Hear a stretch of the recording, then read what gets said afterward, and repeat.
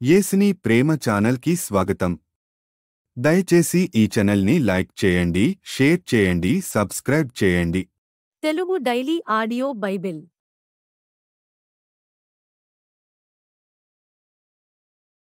ఆదికాండము 41వ అధ్యాయము. 2 ఏళ్లు గడిచిన తరువాత ఫరో ఒక కల కనెను.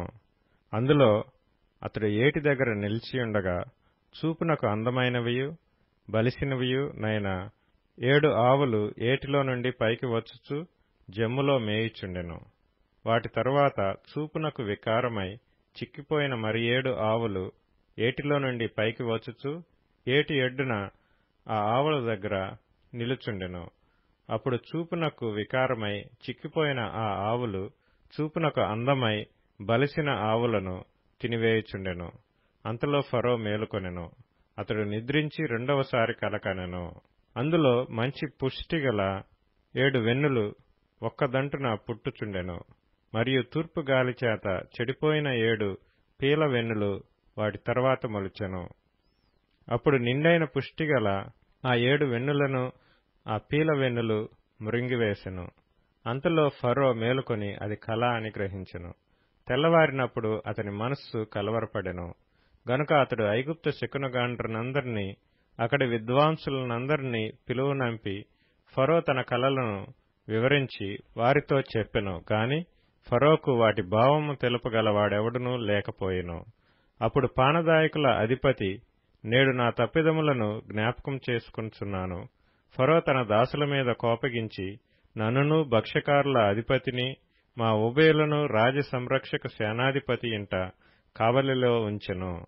ఒక రాత్రి నేను అతడు మేమిద్దరము కలలు కంటిమి.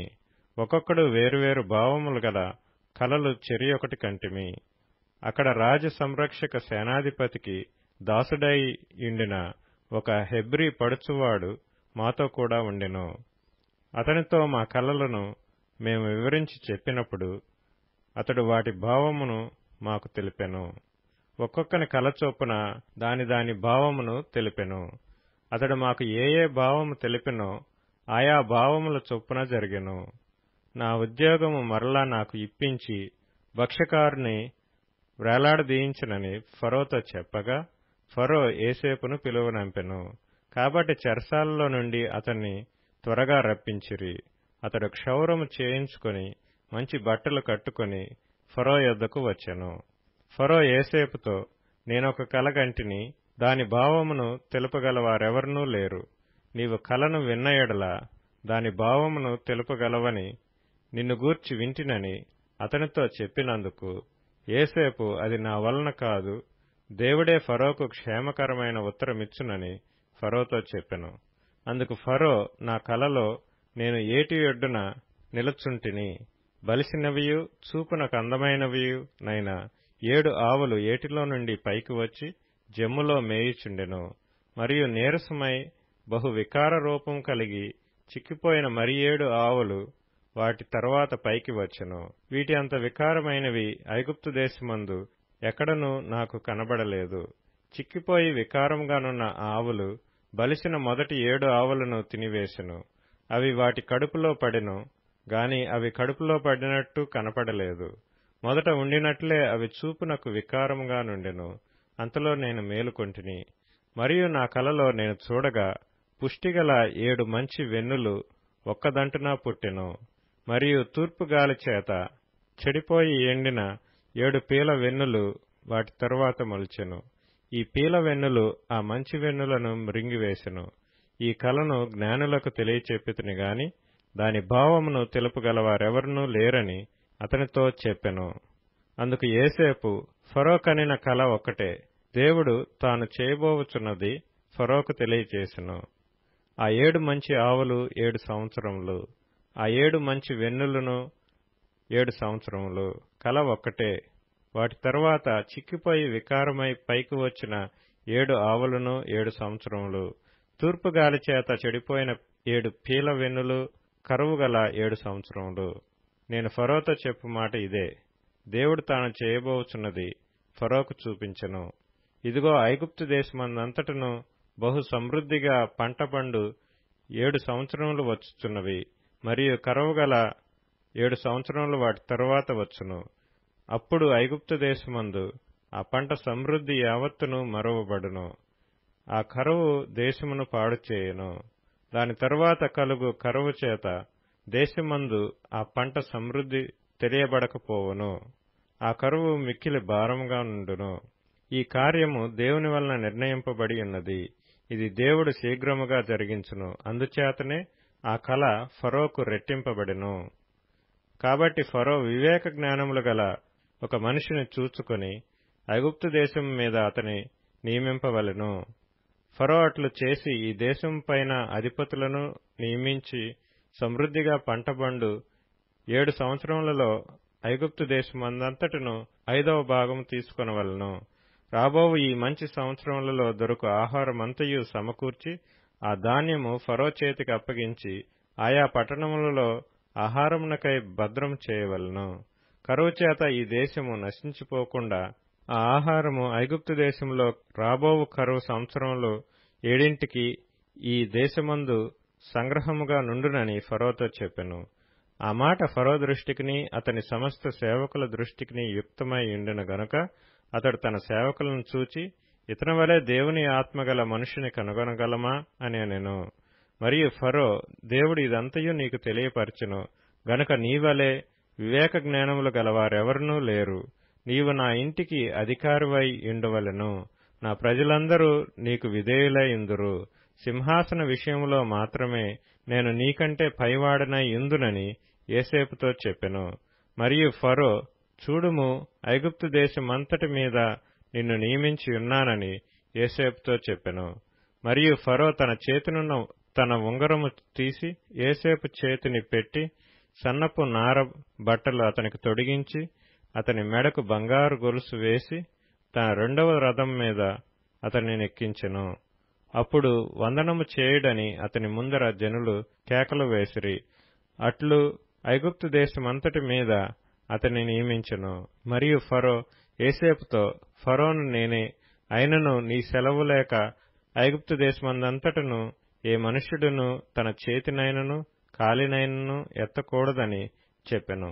మరియు ఫరో యోసేపునకు జప్నత్పనేహు అని పేరు పెట్టి అతనికి ఓను యొక్క యాజకుడైన పోతీఫెర కుమార్తెయగు ఆసెనతునిచ్చి పెండ్లి చేసెను. యోసేపు బయలుదేరి ఐగుప్తు దేశమందంతటా సంచరించెను.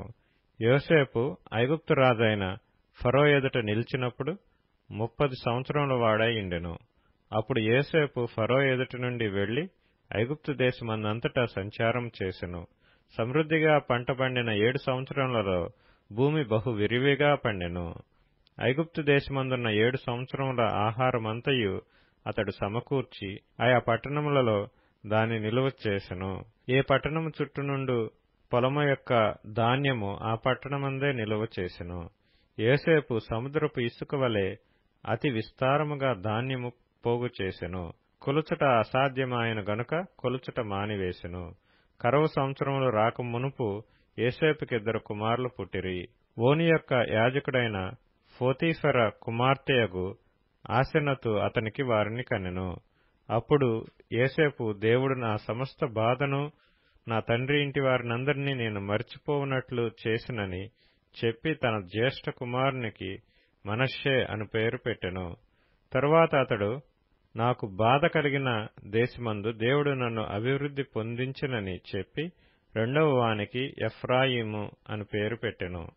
ఐగుప్తు దేశమందు సమృద్ధిగా పంట పండిన సంవత్సరములు గడిచిన తరువాత యోసేపు చెప్పిన ప్రకారము 7 కరువు సంవత్సరములు ఆరంభమాయెను. గాని ఐగుప్తు దేశమంతటను ఆహారముండెను. ఐగుప్తు దేశమంతటను కరువు వచ్చినప్పుడు ఆ దేశస్థులు ఆహారము కోసము ఫరోతో మొరపెట్టుకొనిరి.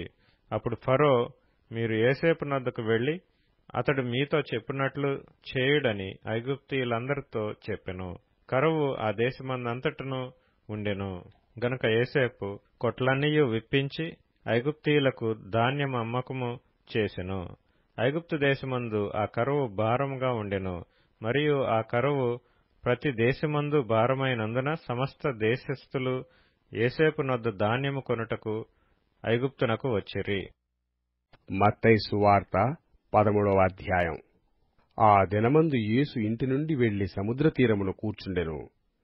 బహుజన సమూహములు తన యొద్దకు కూడి వచ్చినందున ఆయన దోణి ఎక్కి కూర్చుండెను.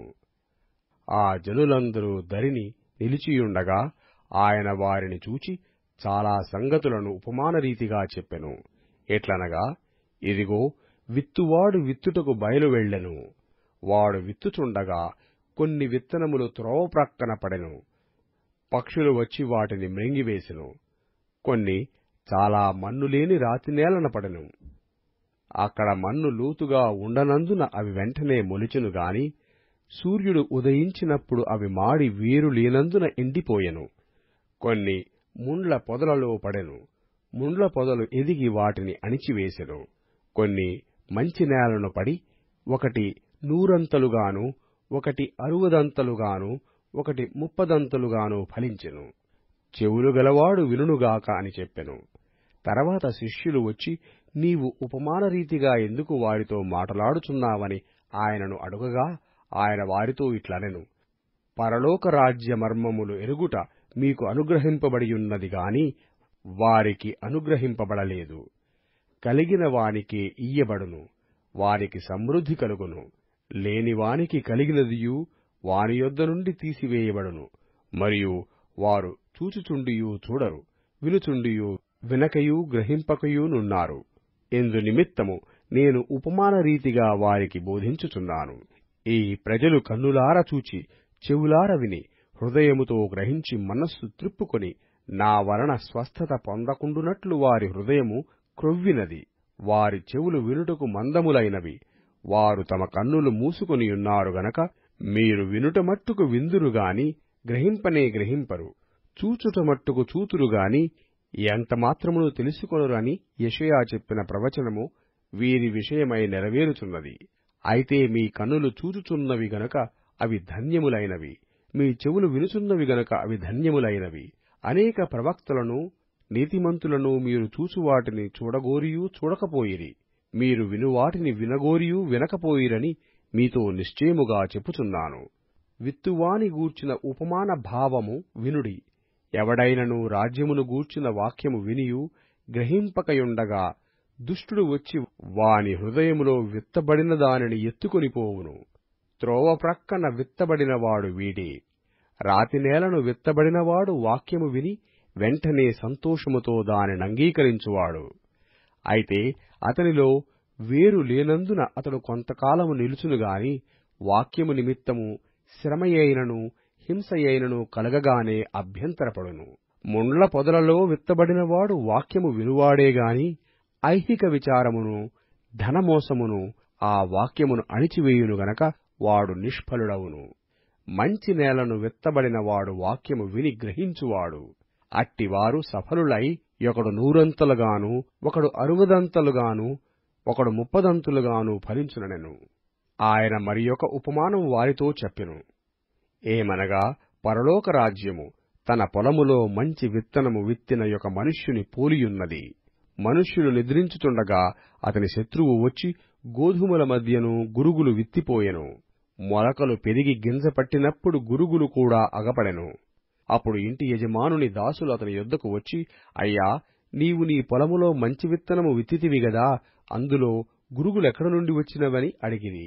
ఇది శత్రువు చేసిన పని అని అతడు వారితో చెప్పగా, ఆ దాసులు, మేము వెళ్లి వాటిని పెరికి కూర్చుట నీకిష్టమా అని అతనిని అడిగిరి. అందుకతడు, వద్దు, గురుగులను పెరుకుచుండగా వాటితో కూడా ఒకవేళ గోధుమలను పెల్లగింతురు. కోతకాలము వరకు రొంటిని కలిపి ఎదగనియ్యడి.